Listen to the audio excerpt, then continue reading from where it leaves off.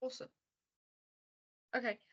First of all, I want to thank you so much for taking your time out of your day to answer my questions. So I've noticed that, as far as I understand, you've only been a producer for a month, right? So I've only been the breakfast producer for a month. So I actually have been working for LBC News for coming up to 3 years now. So I started as a freelancer, just doing a day here and there, and then it kind of increased to a couple of days. And then before I know it, I was kind of doing all week. Um, and then I joined as a permanent member of the team on a staff contract about a year and a half ago, I think now. So I was primarily working on daytime shows, so mid mornings and mainly afternoons. And then I was covering for breakfast during that period when the breakfast producer was off, and now I've moved into that breakfast slot permanently as of last month. So what does a typical day look like for you then? So in terms of the breakfast shift, I get in at 4 o'clock in the morning.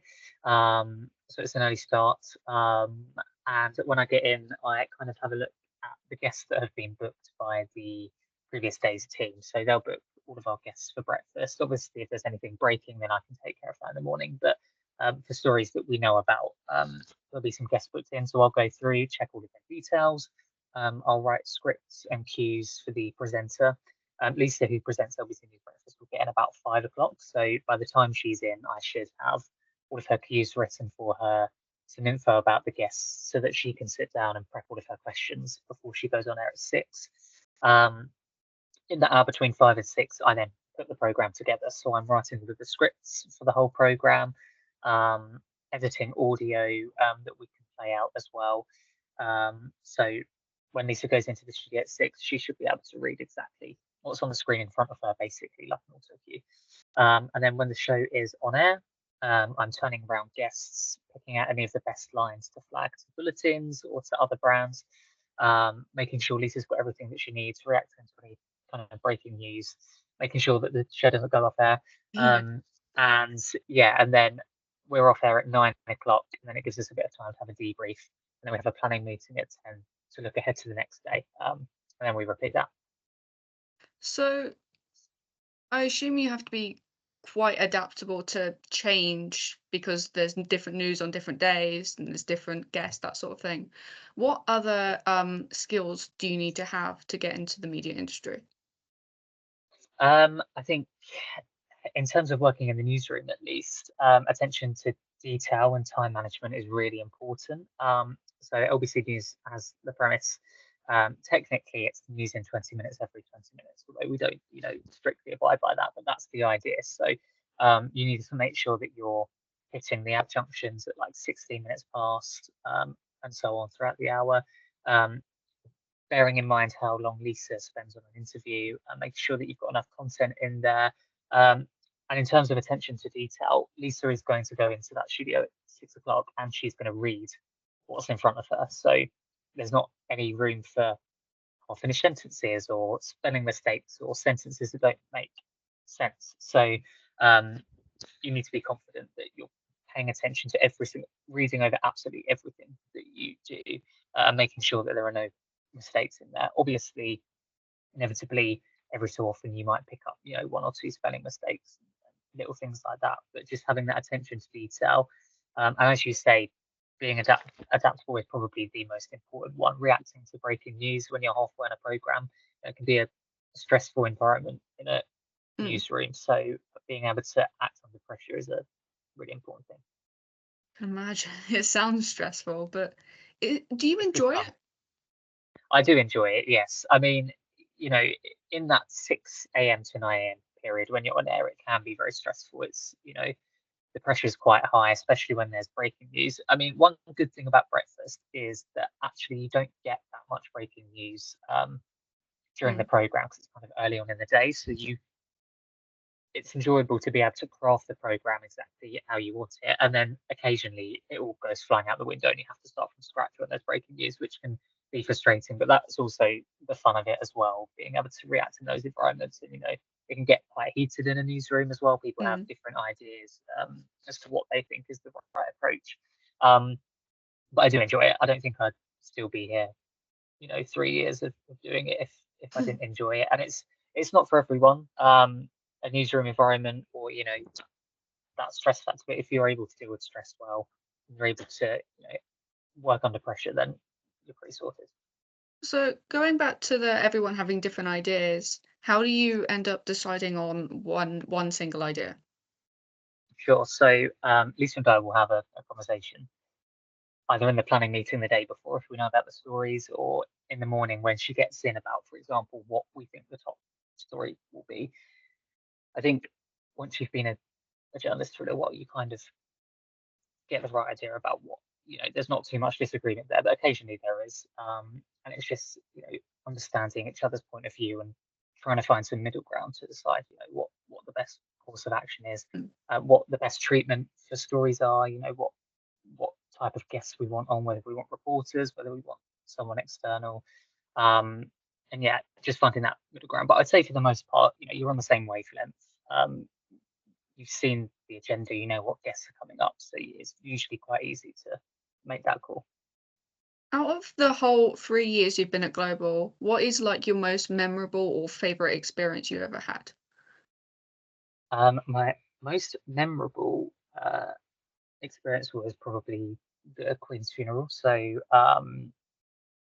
it was a crazy day. So I was helping Martin Stanford, who usually does the mid morning show from 9 till 12, and he was basically providing commentary for the Queen's funeral procession. So, the horse-drawn carriage and the funeral itself. So, he had his folder, and I'm not joking, it was like that thick, sort of notes about, what songs the choir was singing and, the hymns and that kind of thing, who was coming into the cathedral and when, the order of procession, all that kind of thing. And I was just there to support him in that, making sure he had everything that he needed, liaising with so LBC and LBC News kind of joined together, and it was broadcast across all of global stations, and Mm. so Heart Capital, the lot. So it was good fun to be there and experience that, and also to see someone that's been in the industry for as long as Martin has. He's been doing it way longer than I have, and see that firsthand, like how natural he was with all that was really good. And it's one of those stories that it's like anything like that very rarely happens. So It's just like yes, once in a lifetime. yeah, completely. And yeah, it's a day that I'll probably never forget. And like every day is different, but that's kind of one thing that's really stood out. So, when you started to become a producer, what was one thing you like didn't expect at all? Oh, that's a good question. I think um, one thing I didn't expect maybe was learning to deal with different people and different presenters. Mm, So as I was saying earlier, everyone kind of has a different idea, and different presenters work in different ways. So they have their own things that they like, mm, they have their own things that they don't like, um, and the way that they want to do things. So, when you come in, so I first started doing the afternoon shift and got used to a very certain way that Jim would have his rundown, or certain guests that he'd like to talk to, or certain things that he just wasn't interested in terms of stories. So you mm, get used to that. And then suddenly you get put on the mid morning show to cover, and then Martin has a completely different idea of stories that he's interested in. Martin, for example, likes a lot more live elements in his show, so he wants a lot more live guests, he wants a lot more live reporters, and less kind of pre-recorded stuff. So it's dealing with that, and then you move on to breakfast, which is like a completely different ball game because you're writing the scripts and everything else. So each shift, I suppose, has a different skill set, and it's just being able to adapt to each of those was a little bit of a surprise. And it goes back to what I said about adaptability and being able to, pick up on those things. But yeah, it was a little bit of a shock because you get used to one way of doing things. You think, oh, cool, I'll get the hang of this, and then before you know it, you're kind of like doing something else. You're like, hold on a minute, this isn't how I mm. did it before. So yeah, that's probably the main thing. Is there any like one preferred shift that you really enjoyed doing compared to the others? Um, that's a good question. I prefer different shifts. I'm not going to give one specific one, but I'll give two because I prefer them for different reasons. So the afternoon show with Jim's a great presenter to work for, really Mm, friendly.